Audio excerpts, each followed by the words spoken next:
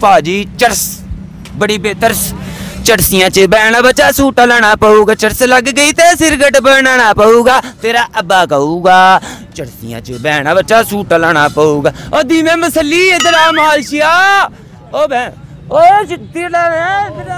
जी अस्सलाम वालेकुम नाज़रीन, कैसे हैं आप सब। उम्मीद है कि जी आप सब खैरियत से होंगे। आप देख रहे हैं साइमा अली ऑफिशियल। नाज़रीन, आज एक मलंग आदमी के साथ मैं मौजूद हूँ। वो क्या बात करना चाहते हैं और क्या कुछ वो जानते हैं, आए उनसे बात करते हैं। अस्सलाम वालेकुम। वालेकुम सलाम sir, I am fine feeling better. आप सुनाएं, ठीक है। वाह जी वाह, वाह जी वाह। इंग्लिश क्या क्या करते हो? मैं जनाब बस शुका शाकी करना, नशा तमाशा करना वा, ठीक है। ते ये वे के ਤੁਹਾਡੀ खिदमत च मैं छोटा सा एक गाना पेश करना चाहना वा। वाह जी वाह, सुनोगे? लो जी, ये दास्तान है दाता हुजूर की नगरी की, पार्टी अड्डे के कंगलों की, ठीक है।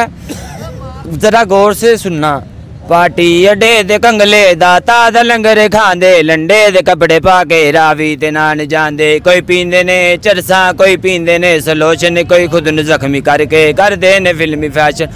सारे ने फिल्मी एक्टर, सारे ने फिल्मी एक्टर, नवी फिल्म चलांदे, लंडे दे कपड़े पा के रावी ते नान जांदे। लाके दिहाड़ी डेली, लाके दिहाड़ी डेली, कंगले बना के बेली, पछतांदा हाँ मैं यारो बचदा नहीं पैसा देली। जालिम ने जेब कतरे, जालिम ने जेब कतरे, तरस जरा नहीं खांदे, लंडे दे कपड़े पा के रावी ते नान जांदे। कोई बड़े गुनाहगार, कोई बड़े गुनाहगार, कोई अकल तो खाली, तन हौसला दता दा सबनू खड़ा संभाली। कोई बन के पीर नकली, कोई बन के पीर नकली, ये दुनिया नू चलांदे, लंडे दे कपड़े पा के रावी ते नान जांदे।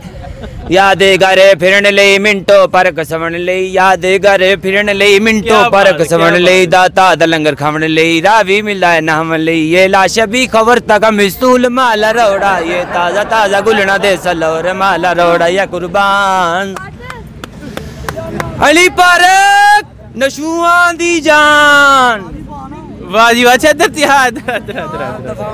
कितने चल रहा है यार, हले तक अबे गल नहीं पूरी हुई भाई। मैंने झुक्कां भुक्कां लगी हैं, मैं ना रोटी टुक्कर होई है कोई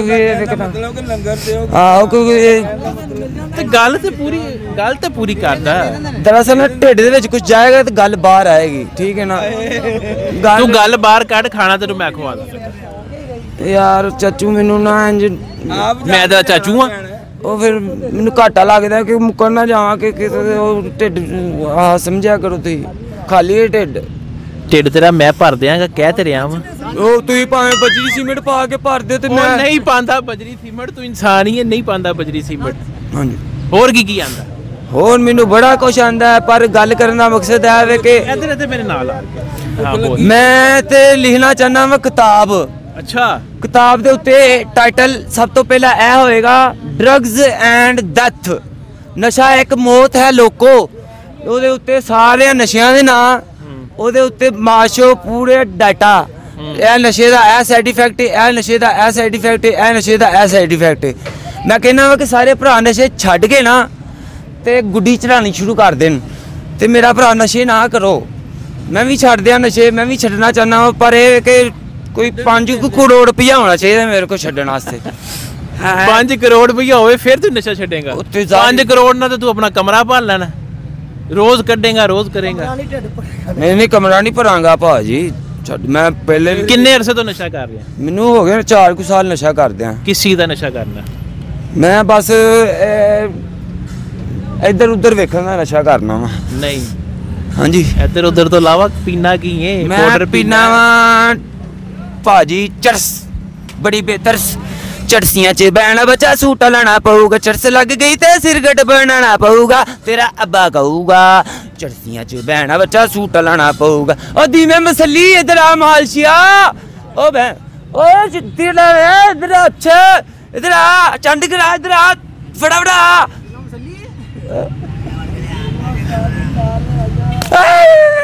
क्या मार दे मैनू। हाँ जी भाईजान है, मैं मेरा यार है दिमा मसली, यदि कोई नहीं तसली। ओ मैं कैंटल करना जा रहा। मेरी गल सुन अल्लाह बफला।